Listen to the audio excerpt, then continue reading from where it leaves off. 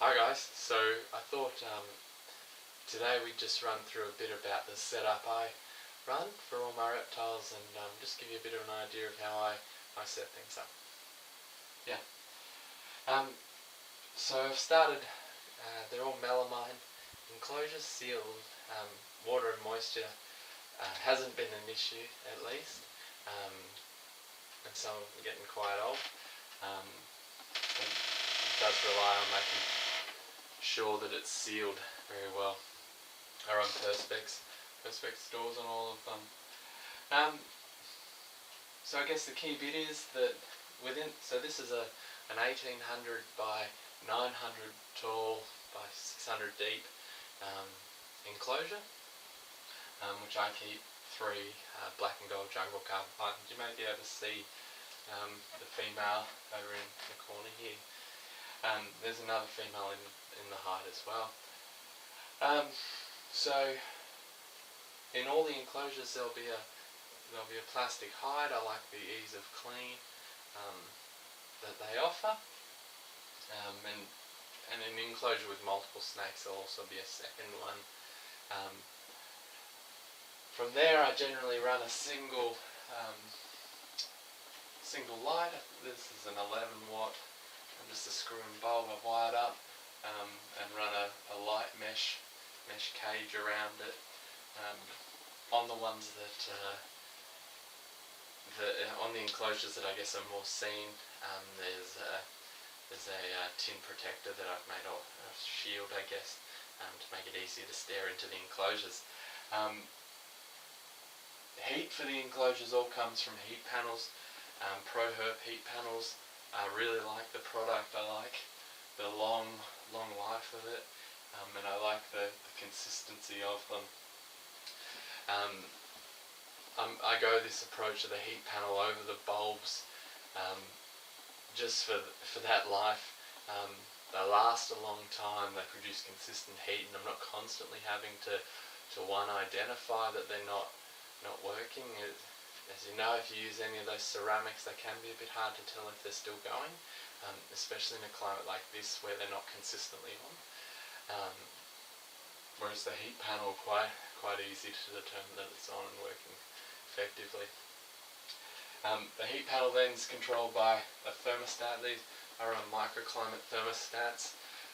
Big fan of microclimate thermostats. I like, again, it's the same logic as the heat panel. It's that long life. I think they come with a 10-year warranty, which really sort of is what you need. At least I think. I don't get a big kick out of constantly changing equipment in the enclosure. What I get a kick out of is looking after the animals. So if I don't have to focus on that and don't have to worry about them getting their job done, then I'm happy. And as with all the enclosures, I run live plants, varying species, and generally I do rotate them to some degree, because as anyone who's tried keeping live plants in python enclosures in particular will discover or know, that they will destroy them. That's just the reality of it. And so they do get a turnover to some degree, at least a little bit of time out. And I run a core mulch base, core mulch in the enclosure. I don't know if you can see it. Core mulch holds its humidity well. I like it, and that's at least in the rainforest type enclosures. In some of the desert runs I run other things, and some of the more temperate will change it up as well. But anyway, so I guess here's what you want to see. I'll grab the camera and get you in and check out some of the residents and a bit more up close view of the enclosure and some of those aspects.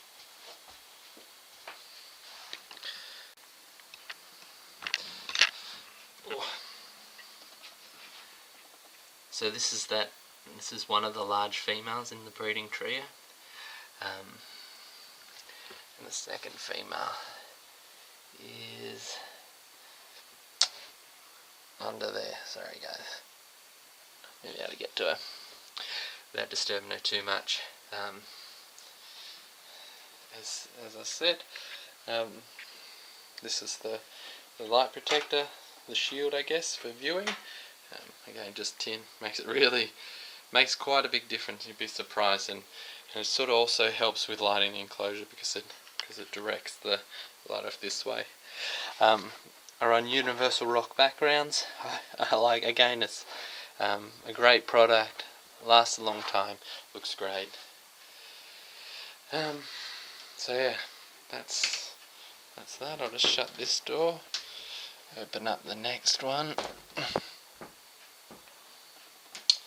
So go into the second half of the can't zoom out. So there we are.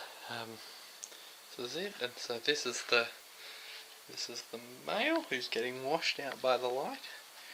Anyway, so that's him sitting on a bit of Spanish moss. Yeah, it's him. Again, great little setup. This is probably my favourite species to keep. That's it, guys. Thanks for watching.